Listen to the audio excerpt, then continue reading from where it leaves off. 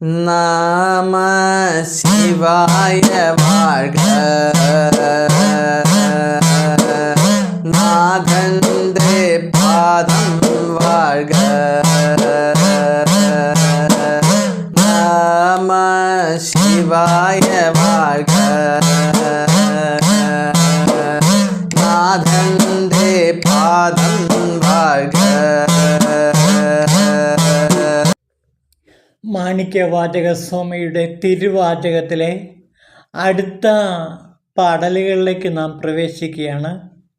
മുൻ മഹേന്ദ്രാദ്രിയിൽ ഓതിയോരാഗമം ഈ മഹീവാസികൾക്ക് ഓതിക്കൊണ്ടും കല്ലാടശൈലത്തിൽ പാർവതിയെ സ്വീകരിച്ച് അവളോട് രമിച്ചുകൊണ്ടും വേടൻ്റെ വേഷമെടുത്ത് അരുൾ ശക്തി തൻ മാറിൽ പുതഞ്ഞു പുണർന്നുകൊണ്ടും വ്യാധൻ്റെ വേഷത്തിൽ മീൻവല വീശിക്കൊണ്ടും അബ്ധിയാൽ ആണ്ടുപോയോരാഗമത്തെ വീണ്ടെടുത്തിട്ട് ഇങ്ങ് അഗസ്ത്യൻ തുടങ്ങിയ മാമുനിമാർക്കായി നൽകിക്കൊണ്ടും വിലസുന്ന അല്ലയോ ഭഗവാൻ, അങ്ങയ്ക്കായി നമസ്കാരം.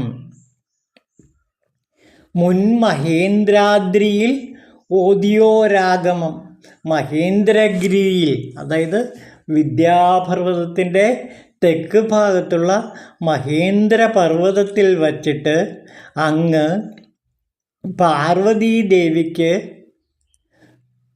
ആഗമങ്ങൾ ഓതിക്കൊടുത്തു. എല്ലാ ആഗമങ്ങളും പാർവതീദേവിക്ക് ശിവനാണ് ഓതിക്കൊടുത്തത്. എവിടെ വച്ചിട്ട്? മഹേന്ദ്രഗിരിയുടെ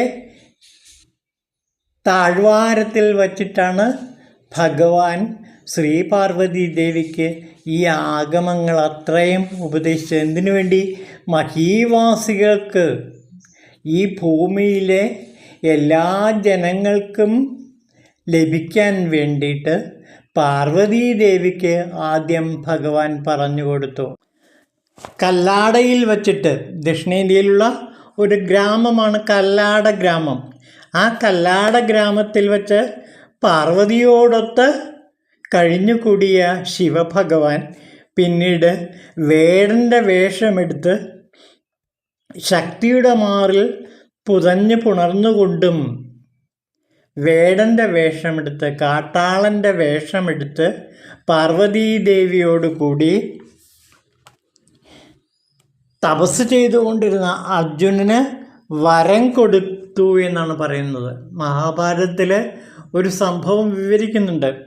അതായത് ശിവനും പാർവതിയും വേടന്മാരുടെ വേഷമെടുത്തുകൊണ്ട് അർജുനന് പാശുപതാസ്ത്രം കൊടുത്തു എന്നാണ് പറയുന്നത്. തപസ് ചെയ്തുകൊണ്ടിരുന്ന അർജുനന്, ശിവപ്രീതിക്ക് വേണ്ടി തപസ് ചെയ്തുകൊണ്ടിരുന്ന ആ അർജുനന് പാശുപതാസ്ത്രം കൊടുത്ത് അനുഗ്രഹിക്കുകയുണ്ടായി. അത് കിരാത വേഷധാരിയായിട്ടാണ് കൊടുത്തത്. അങ്ങനെ കിരാത വേഷധാരിയായിട്ട് ശിവപാർവതിമാർ വരികയും അങ്ങനെ അർജുനന് പാശുപതാസ്ത്രം കൊടുക്കുകയും ചെയ്ത കഥയാണ് ഇവിടെ വിവരിക്കുന്നത്.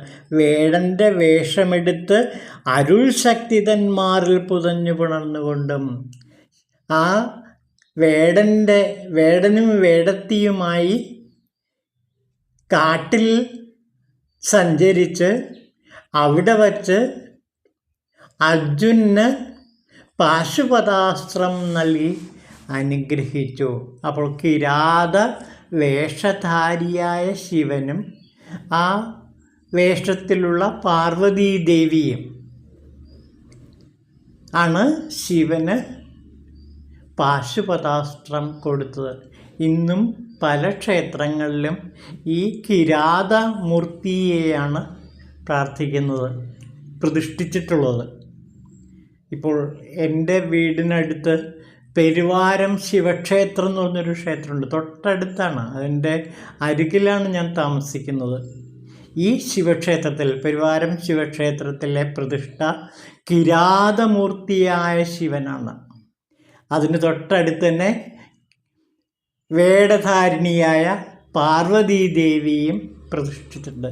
അങ്ങനെ വേടധാരിയായ ശിവപാർവതിമാരെയാണ് ഈ ക്ഷേത്രത്തിൽ, പെരുവാരം ക്ഷേത്രത്തിൽ പ്രതിഷ്ഠിച്ചത്. പെരുവാരം ക്ഷേത്രത്തിൽ മാത്രമല്ല, മറ്റ് പല ശിവക്ഷേത്രങ്ങളിലും മറ്റ് പല ശിവക്ഷേത്രങ്ങളിലും വേടധാരിയായ കിരാതമൂർത്തിയായ ശിവപാർവതിമാരെയാണ് പ്രതിഷ്ഠിച്ച് ആരാധിക്കുന്നത്. അതായത് ഉഗ്രമൂർത്തിയാണ് ശിവൻ്റെ രൗദ്രഭാവവും ഇവിടെ നമുക്ക് തെളിഞ്ഞു കാണാം. അതുകൊണ്ട് ഈ പെരുവാരം ശിവക്ഷേത്രത്തിൽ എല്ലാ ദിവസവും 1000 കുടം ധാര നടത്താറുണ്ട്. വളരെ വിശിഷ്ടമായൊരു ആരാധനാ സമ്പ്രദായമാണ് ഈ ക്ഷീരധാരയും അതേപോലെ തന്നെ ജലധാരയും. അങ്ങനെ കിരാതമൂർത്തിയായ ശിവൻ ഇന്ന് സാത്വികമൂർത്തിയായി മാറി എന്നാണ് അവിടുത്തെ തന്ത്രി ഒരിക്കൽ എന്നോട് പറഞ്ഞത്. അപ്പോൾ രൗദ്രഭാവത്തിൽ നിന്ന് സാത്വിക ഭാവത്തിലേക്ക് മാറുന്ന ശിവപാർവതിമാരാണ് ഈ പെരുവാരം ശിവക്ഷേത്രത്തിൽ കുടികൊള്ളുന്നത് എന്നാണ് അവിടുത്തെ തന്ത്രി പറഞ്ഞത്. അപ്പോൾ നമുക്ക് അതിലേക്ക് കിടക്കണ്ട. ഇവിടെ തപസ് ചെയ്തുകൊണ്ടിരുന്ന അർജുനന് വരം കൊടുക്കാൻ വേണ്ടി ശിവനും പാർവതിയും വേടന്മാരുടെ വേഷത്തിൽ പ്രത്യക്ഷപ്പെടുകയും അങ്ങനെ അർജുനന് പാശുപതാസ്ത്രം കൊടുത്തതുമായ ആ സംഭവമാണ് വേടൻ്റെ വേഷമെടുത്ത് അരുൾ ശക്തി തന്മാറിൽ പുതഞ്ഞു പുണർന്നുകൊണ്ടും അർജുനന് പാശുപതാസ്ത്രം കൊടുത്തത് സംഭവം. പിന്നെ വ്യാധൻ്റെ വേഷത്തിൽ മീൻവല വീശിക്കൊണ്ട് അബ്ധിയാലാണ്ടുള്ള ഒരാഗമത്തെ വീണ്ടെടുത്തിട്ട് ഇങ്ങ് അഗസ്ത്യൻ തുടങ്ങിയ മാമുനിമാർക്കായി നൽകിക്കൊണ്ടും. ഇനി മീൻവല വീശിക്കൊണ്ട് ഒരു മുക്കുവൻ്റെ വേഷത്തിൽ അബ്ധിയിലാണ്ടുള്ള ഒരാഗമത്തെ, അബ്ധി കടലിൽ ആണ്ടുപോയ ആഗമങ്ങളെല്ലാം കടലിലാണ്ട് പോവുകയും അത് ഒരു മത്സ്യം ഭക്ഷിക്കുകയും ചെയ്തു എന്നാണ് കഥ. അങ്ങനെ കടലിലാണ്ടുപോയ ആഗമങ്ങളെ എല്ലാം മത്സ്യം വിഴുങ്ങുകയും അവസാനം ആ മത്സ്യത്തെ വല വിരിച്ച വലയിൽ പിടിക്കുകയും ചെയ്തു ഭഗവാൻ ശിവൻ. ഒരു മുക്കുവൻ്റെ വേഷം ധരിച്ചിട്ട് ആ വലയിൽ പിടിച്ച മത്സ്യത്തെ കൊന്നിട്ട് അതിൻ്റെ ഉള്ളിൽ നിന്ന് ആഗമങ്ങളെല്ലാം തിരിച്ചെടുത്തു ഭഗവാൻ എന്നാണ് പറയുന്നത്. അതിനെ വീണ്ടെടുത്തു എന്നാണ് പറയുന്നത്. അങ്ങനെ മുക്കുവേഷധാരിയായ ശിവൻ വല വീശി ആ ആഗമങ്ങളെയെല്ലാം വീണ്ടെടുത്തു. എന്നിട്ട് അഗസ്ത്യൻ, കാശ്യപൻ, ഗൗതമൻ, ഭരദ്വാജൻ, കൗശികൻ എന്നീ 5 ശിഷ്യന്മാർക്ക് ആ ആഗമങ്ങൾ ഉപദേശിച്ചു കൊടുത്തു. അങ്ങനെ 5 ശിഷ്യന്മാർക്ക് ഭഗവാൻ തന്നെ ഈ ആഗമങ്ങൾ ഉപദേശിച്ചു കൊടുത്ത സംഭവമാണ് ഇവിടെ മീൻവല വീശിക്കൊണ്ട് അബ്ധിയാലുണ്ടുള്ള ഒരാഗമത്തെ വീണ്ടെടുത്ത് എന്നിട്ട് അഗസ്ത്യൻ തുടങ്ങിയ മാമുനിമാർക്കായി നൽകിക്കൊണ്ടും കഴിഞ്ഞ ആ ശിവനെ ഞാനിതാ വണങ്ങുന്നു. അപ്പോൾ ഇവിടെ ശിവൻ്റെ മഹിമയെക്കുറിച്ചിട്ടാണ് പറയുന്നത്, ശിവൻ്റെ മഹത്വത്തെക്കുറിച്ചിട്ടാണ് പറയുന്നത്. ശിവൻ ആഗമങ്ങൾ വീണ്ടെടുത്തു എന്നാണ് പറയുന്നത്. ആഗമങ്ങൾ കടലിൽ മത്സ്യം വിഴുങ്ങിയപ്പോൾ ആ കടലിൽ നിന്ന് ആഗമങ്ങളെല്ലാം തന്നെ ശിവൻ വീണ്ടെടുത്തിട്ട് അത് തൻ്റെ 5 ശിഷ്യന്മാർക്ക് അഗസ്ത്യൻ, കാശ്യപൻ, ഗൗതമൻ, ഭരദ്വാജൻ, കൗശികൻ എന്നീ 5 ശിഷ്യന്മാർക്ക് അത് ഉപദേശിച്ചു കൊടുത്തു. അങ്ങനെയാണ് ആഗമങ്ങൾ ഈ ഭൂമിയിൽ വീണ്ടും നിലനിന്നത്. അപ്പോൾ ഒരു കാലഘട്ടത്തിൽ ഈ ആഗമങ്ങളെല്ലാം മറഞ്ഞു പോയി എന്നാണ്, കടലിൽ ആണ്ടുപോയി എന്ന കഥയുടെ അർത്ഥം. അതായത് ഇടക്കാലത്ത് വച്ച് ഈ ആഗമങ്ങൾ ഭാരതഭൂമിയിൽ നിന്ന് നഷ്ടപ്പെട്ടു പോയി. ആ നഷ്ടപ്പെട്ടു പോയ ആഗമങ്ങളെ വീണ്ടും ഭഗവാൻ തിരിച്ചെടുത്തു. അപ്പോൾ എപ്പോഴൊക്കെ അധർമ്മം കൊടികുത്തി വാഴുന്നുവോ, ധർമ്മം നശിച്ച് അധർമ്മം കൊടികുത്തി വാഴുന്നുവോ, അപ്പോഴെല്ലാം ഭഗവാൻ അവതരിച്ച് ഈ ധർമ്മസംരക്ഷണത്തിന് വേണ്ടി ഈ ആഗമങ്ങളെയും വേദങ്ങളെയും വീണ്ടും വീണ്ടും ഉദ്ധരിക്കുന്നു. അപ്പോൾ എപ്പോഴാണോ വേദാഗമങ്ങൾ വീണ്ടും പുനർജനിക്കുന്നത്, അപ്പോൾ ഭാരതം വീണ്ടും ഉയർത്ത് എഴുന്നേൽക്കും. അങ്ങനെ ഭാരതത്തിൻ്റെ ഉയർത്തെഴുന്നേൽപ്പ് വേദാഗമങ്ങളിൽ സ്ഥിതി ചെയ്യുന്നു എന്നാണ് ഇവിടെ മാണിക്യവാചകർ പറയുന്നത്. ഈ വേദങ്ങളും ആഗമങ്ങളും വീണ്ടും നഷ്ടപ്പെട്ടു പോയ കഥ ബ്രിട്ടീഷ് സാമ്രാജ്യം ഭാരതം കീഴടക്കിയപ്പോൾ നാം കണ്ടതാണ്.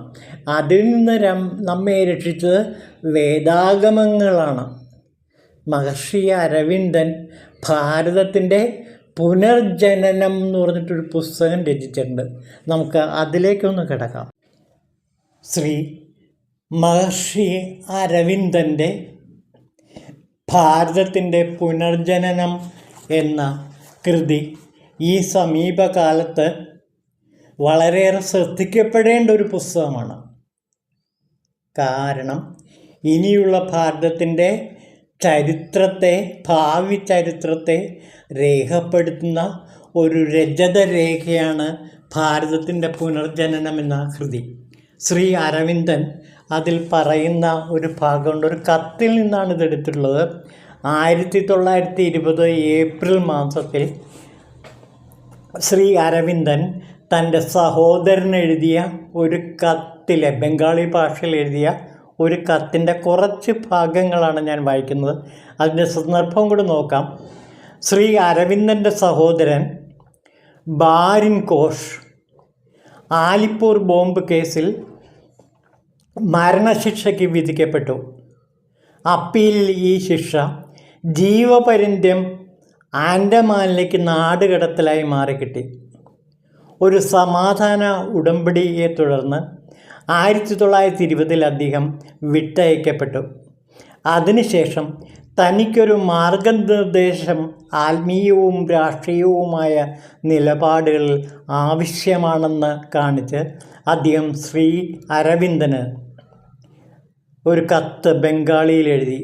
അതിന് ബംഗാളി ഭാഷയിൽ ശ്രീ അരവിന്ദൻ എഴുതിയ സുദീർഘമായൊരു കത്തിൻ്റെ കുറച്ച് ഭാഗമാണ് ഇപ്പോൾ ഞാൻ വായിക്കാൻ പോകുന്നത്. നോക്കൂ. ഇപ്പോൾ കാതലായ അംശം നമുക്ക് സ്വാംശീകരിക്കാനുള്ള സമയമായി കഴിഞ്ഞിരിക്കുന്നു.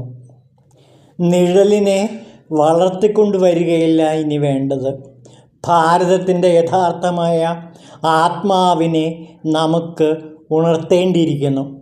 അതിൻ്റെ പ്രതിരൂപങ്ങളെ എന്നോണം ഇനിയുള്ള പണിത്തരങ്ങൾ ഉണ്ടാക്കേണ്ടതാണ്.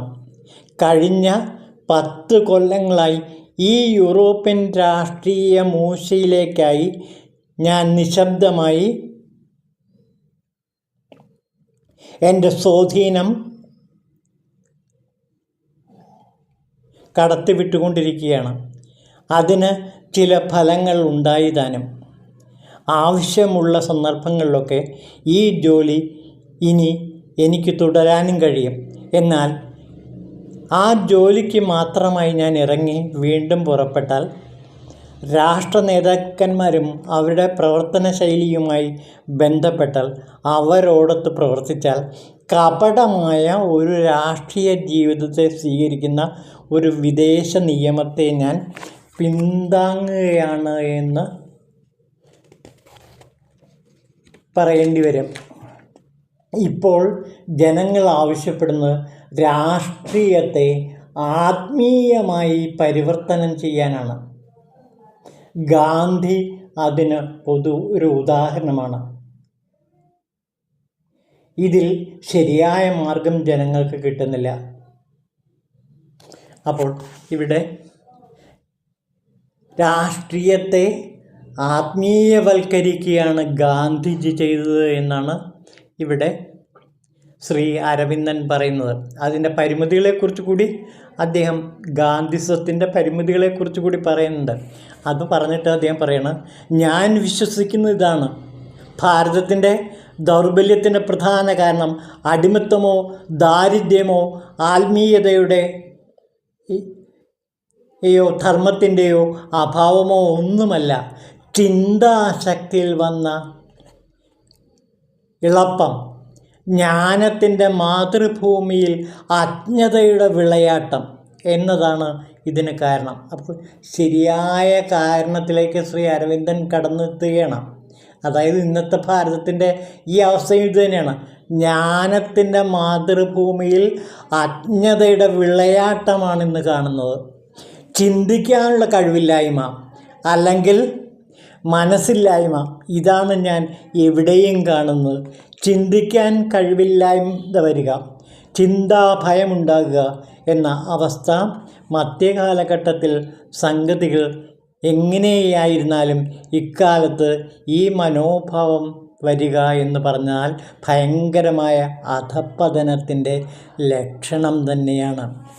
അപ്പോൾ ഇവിടെ ആത്മീയവൽക്കരിക്കപ്പെട്ട ചിന്താശക്തിയുള്ള ഒരു ജനതയുടെ പുനർജനനത്തിലൂടെ മാത്രമേ ഭാരതത്തിൻ്റെ പുനർജനനം കിട്ടുകയുള്ളൂ. അപ്പോൾ ആത്മീയതയുടെ ഒരു നവോത്ഥാനം, ഒരു വേലിയേറ്റം ഈ ഭാരതഭൂമിയിൽ ഉണ്ടാകേണ്ടിയിരിക്കുന്നു.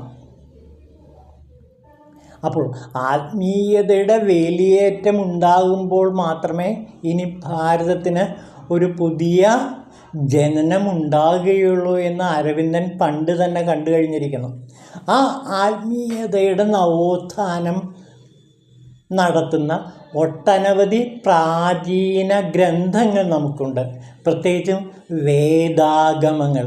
ആ വേദാഗമങ്ങളുടെ പുനർജനനമാണ് നാം ഇവിടെ ഇനി ലക്ഷ്യമാക്കേണ്ടത് എന്നാണ് അരവിന്ദ മഹർഷി വളരെ ശക്തമായി ഭാവിയെപ്പറ്റി പ്രവചിച്ചിരിക്കുന്നത്. ഈ പ്രവചനം സത്യമാകണമെങ്കിൽ വേദങ്ങളും ആഗമങ്ങളും ഇനി വീണ്ടും പഠനത്തിന് വിധേയമാകേണ്ടിയിരിക്കുന്നു. അങ്ങനെ 9 ആഗമങ്ങളുടെ സാരസംഗ്രഹമായ തിരുമന്ത്രമാണ് നാം പഠിച്ചു കഴിഞ്ഞിരിക്കുന്നത്. ഇനി 4 വേദങ്ങളുണ്ട്.